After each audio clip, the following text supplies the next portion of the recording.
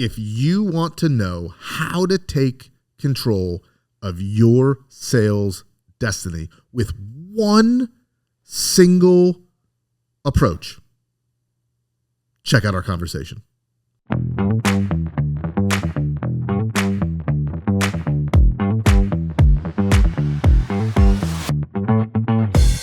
Join us for Impact Live 2024 in Hartford, Connecticut this October 14th through the 16th.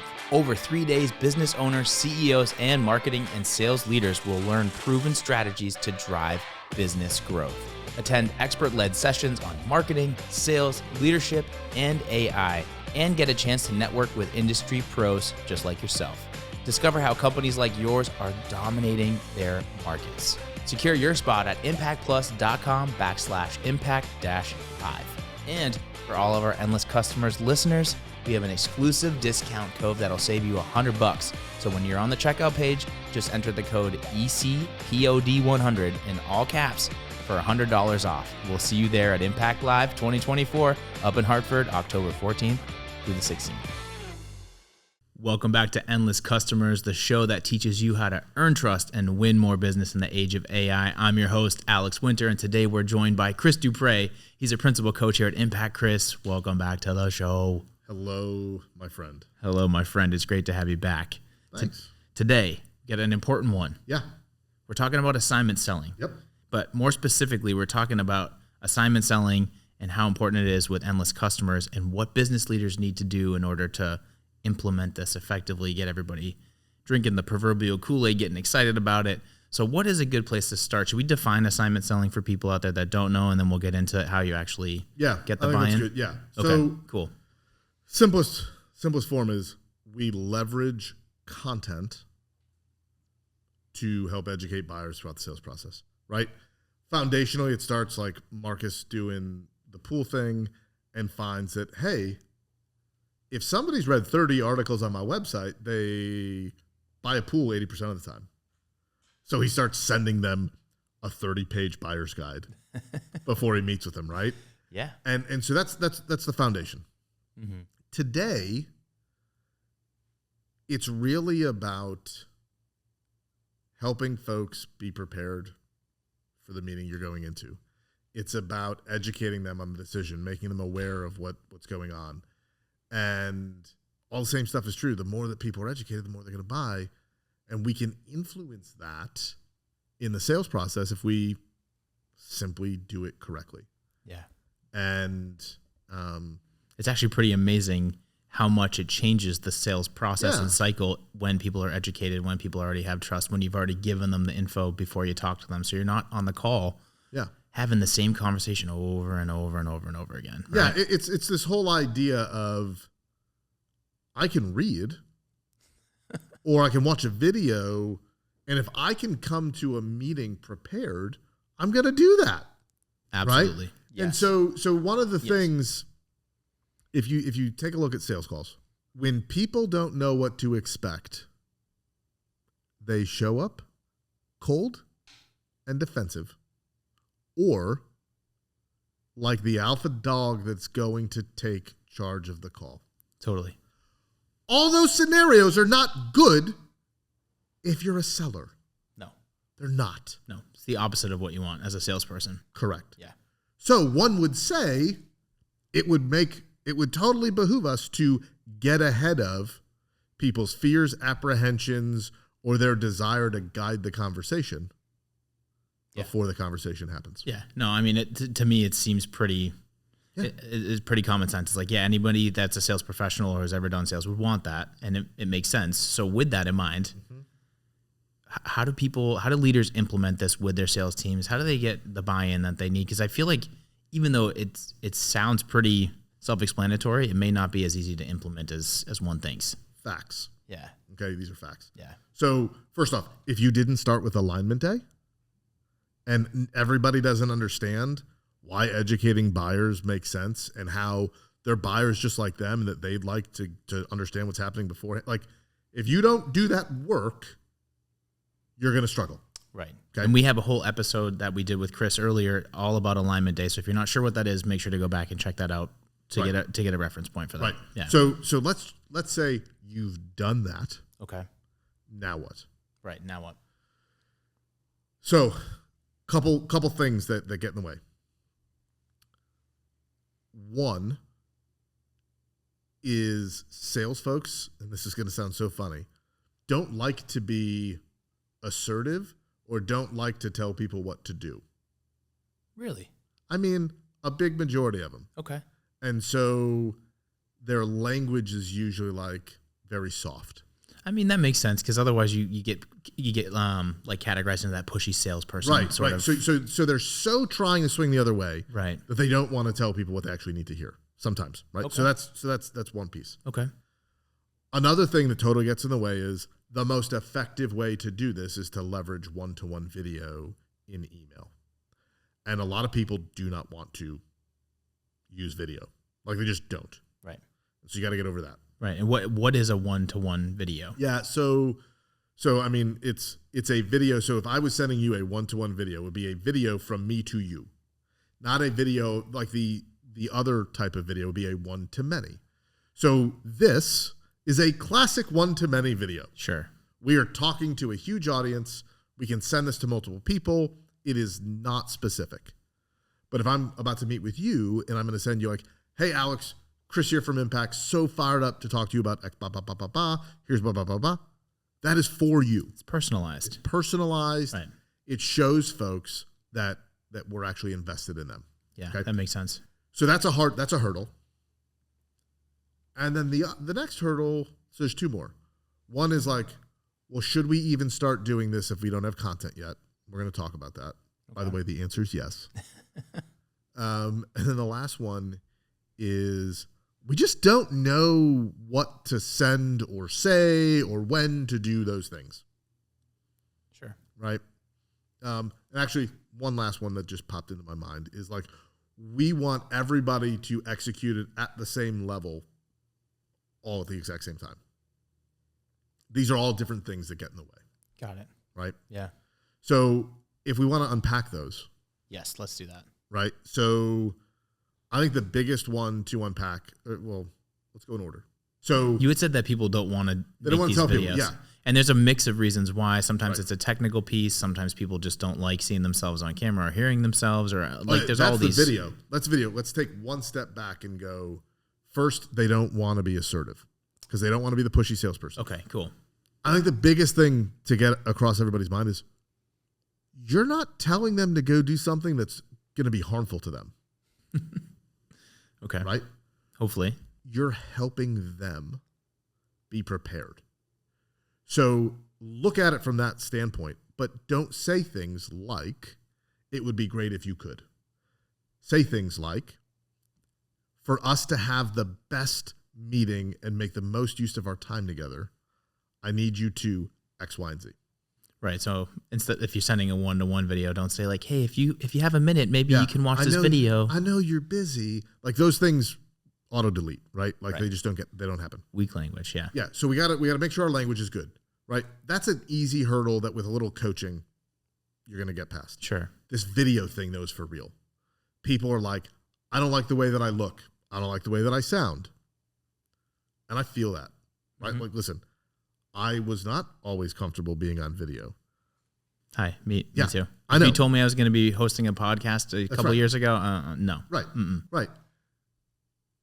But here's the thing. And this is like, it's not like you can change what you look or sound like when you walk into a meeting. That's a fact. It is, right? It is what it is. Yeah. Right. So if you're like, well, I do all my stuff in person. I don't like how I look on camera. You look the same. You sound the same. Yeah. Yeah. It's you. Right. And so sometimes, as a coach, I might hit people with a 2x4 of truth of like, you're just you, man. Yeah. Lady. Like, this is it. Right. Right. So it's practice and practice and practice. Yeah. But that plays into ultimately we're trying to be authentic. And in order to be authentic, you just have to embrace who you are. Yeah. And again, go back to what are we trying to do? We're trying to make the buyer ready and more comfortable for a sales conversation. Right. So if they see you and hear you and you've helped them know what to expect, they're going to be pretty freaking happy. They're going to be way more open and inclined to talk to you. Yes, without a doubt. But so here's the thing that the best companies do. The leaders they start responding to people only in video. Ooh. So they basically show their sales teams like, we're embracing it too. It's uncomfortable. Yes, I could send you an email about this, but I'm going to send you a quick video addressing your concern. And that's one of the tricks, right? Is you start having. That's great leadership though, because if you lead by example, people are way more likely to follow. So if you're going to make people make videos, you shouldn't be exempt from that. Exactly. Role. Yeah. Exactly. So you start doing that. Yeah. And then you also start seeing a few people on the sales team do it. And they get a meeting booked. They have a great discovery call. They prepped them for a demo. Now they had a great demo call. Now it starts to now people working? get over it. Right. Oh, exactly. It's starting to work? Yeah. No way. So that's how you get over the video piece. Sure. Right? Then when we go into, well, I don't have any content. I mean, you do. It's the video that you're creating, right? So if somebody asked you a question, that yes, your content manager, your videographer's working on that piece of content, but it likely started from a common question that you've already been asked and that you answered 10,000 times. Right. Create the content. Yeah. Just do it in the one-on-one video. Right. Right?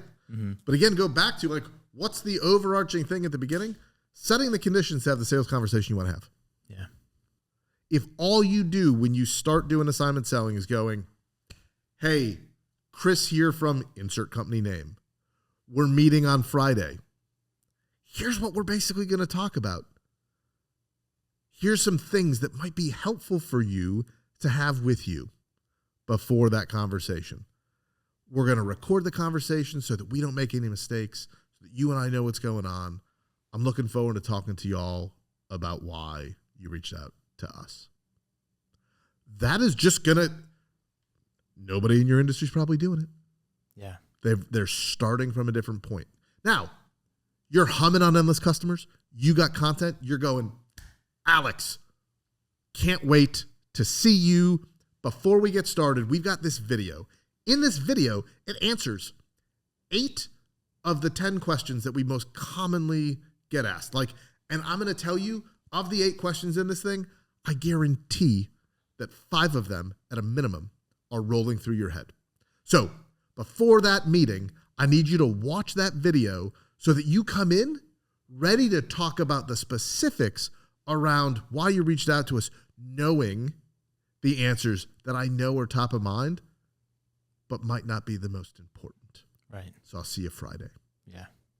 Right? That's powerful. Right? Yeah, it's powerful. And so we can do it without the content.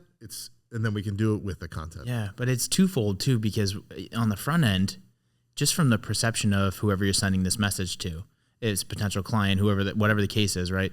You seem really buttoned up. There's a video. There's another video for me to watch, answer my questions. It's going to get me prepped for this meeting. It just seems very buttoned up. So it starts to build confidence and trust. Yeah. And then also when you get in the meeting, you don't have to have that 15, 20-minute dialogue of those questions that everyone asks. You're already past that, and you can have a way more meaningful exchange. And you can add value and get the information you need. Exactly. Right? So then we go into not knowing what to send when and all those things. This gang is about you and your teams fully understanding your sales process. So what are the outcomes you hope to achieve at the end of the different steps? And what is the buyer feeling, thinking at those same stages? Yeah. So you got to do that work eventually, like as you adopt it. Sure. But you don't have to know all of that stuff to get started. You want to work on it. But the first thing I get started is getting people comfortable with one-to-one video. Yeah. Literally just setting the conditions for that first meeting. Okay. Do you ever have sales folks, because you coach and train a ton of people on this, right? Do you ever have sales folks that are like, I don't want to give people homework, or I don't want to give people too much beforehand that they have to watch these videos and do all this stuff? Does that 100%. Ever come up? Yeah. Yeah. I educate them in the call, Chris. Oh, that's a good one. Yeah. I mean, now listen. And maybe they do. These are facts. Sure. This happens. I mean, shoot, I sell stuff and totally do that. But the idea is, how much time does it take? And how much is that me now talking about me versus me understanding you? Yeah, and that's a big shift. That's a big mentality shift. Yeah. Yeah. So listen, do sales teams just adopt this and go, woohoo, we're ready? No. No. This takes time. Well, and like anything, you have to practice it, and you hone your skills and you get better with it. Yeah. Yeah. But the idea is you have to be good at one-to-one video and build that culture of doing that. You have to get good at knowing what are the outcomes you want to have in sales meetings and what are the inputs that would help with that, right? And that's understanding your buyers some more. Mm-hmm. Then it's, as you launch this, do you launch it with everybody or do you launch it with a small group? This is where it's going to depend on your company and the way that you all operate. But I've seen the best things I've seen is when you have one or two people that really crush it and start to do well with and share how their videos are going over, and then everybody wants to get on board very quickly. Right. It creates that sort of domino. Big momentum. Yeah. Yeah. Mm-hmm. Well, and I feel like I used to do sales, in a previous engagement where if I saw somebody else that was leveraging a new tool or doing something that was helping increase their sales, I would want to know everything that they're doing and how they're doing it so I could do the same thing. Yeah. It's a very competitive space. Yeah. In a good way, healthy competition. Yeah. And so as we go, how do we get people to adopt this? Yeah. Again, you understand why we're doing it, right? So why, huge piece. Hey, we're trying to educate buyers to help them move through our sales process and buy our stuff. Yep. Cool. Okay. Then we got to go to video. How do we get good and comfortable? Comfortable is better than good. How do we get comfortable doing one-to-one video? How do we make sure the message is right? How do we know when and where to use it? Yeah. Okay. If we do those things, we can start doing assignment selling week 1 of your endless customers journey. I would argue that if you're listening to this and you're just thinking about doing endless customers, and let's say that you're the owner that still sells and you've got a discovery call tomorrow, do what I just said. Yeah, try it out. Tell your buyer what to expect on the call and then tell us what happened when they showed up to the call. Yeah. Because I'm going to tell you, when buyers know what to expect, they're in a better position for you as a sales professional. Yeah. I feel like when you set the expectation and you give people a chance to see who you really are, you get to see your personality, you get to hear your voice, it just builds trust. And that's ultimately what we're trying to do here is build because trust. It takes away the unknowns. Right. Right? Totally. When you don't know who you're about to talk to, it's an extra layer of uncertainty. Yeah. Mm-hmm. And it just adds a little bit of anxiety maybe. Sure. So the more we can remove that stuff as sales professionals, the more we're going to move deals forward, the more we're going to close, the more we're going to win. Winning's good. I like that. I love winning. So again, you train a lot of companies on this. You've been doing this for years now. Mm-hmm. Do you have a story you could share where a company or leadership team, somebody adopted assignment selling and just where it took them from like A to B as far as increasing sales or something to that effect? So one of my favorite examples in the whole world is Opus Partners. I've been working with them forever. I've got a really tight relationship. They make people do work before the first meeting. They got to fill out some forms. They got to read a buyer's guide. But here's why. If they don't fill out the form beforehand that has their financial data, some of that stuff in it, we're going to spend 20 minutes doing data fill. Yeah, doing that, which is so much fun. A waste. I know. Doesn't everyone love doing that? And then if you don't read the buyer's guide, now the property partner's got to educate you for another 20 minutes. Well, their calls before they started really doing this well, they were doing 90-minute discovery calls.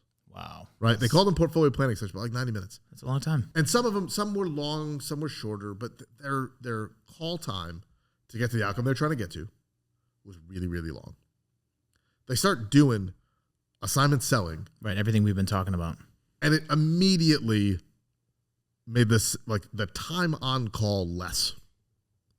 And then as I worked with them on some other things, it all got really tight. But the idea here is everybody knew what they were going into in that first call. All the you could tell if somebody really wanted to do the thing or they just want to talk to somebody, because if they didn't do the work, they're really not that serious. They may not be as qualified, and right? So Opus would like reschedule the meetings. Gotcha. Right?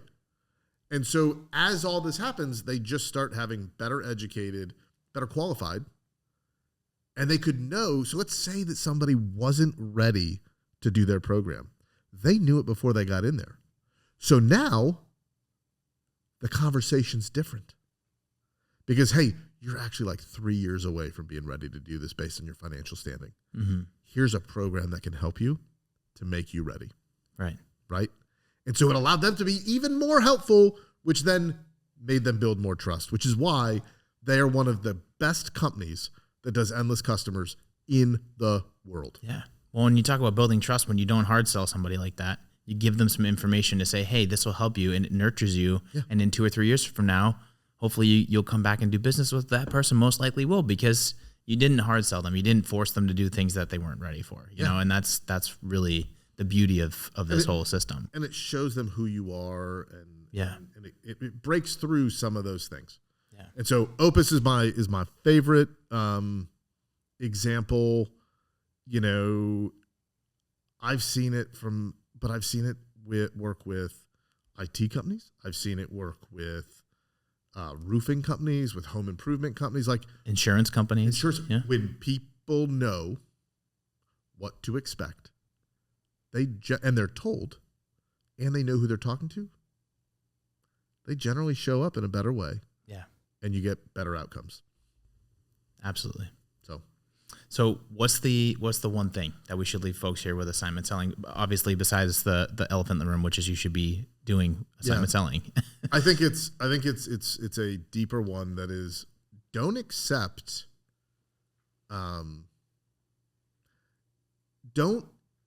that sales could work or not work. Like don't be a victim of the experience. Take charge. Be a master of your own destiny. Step 1 is setting the conditions to have the conversations that you want to have. And if you do that, you will be the master of your own destiny. Well said. Chris, thanks for your insights. Thanks for being on the show. Love having you, man. Thank you. All right. And for everybody out there watching and listening, this is Endless Customers. I'm your host, Alex Winter. See you on the next episode.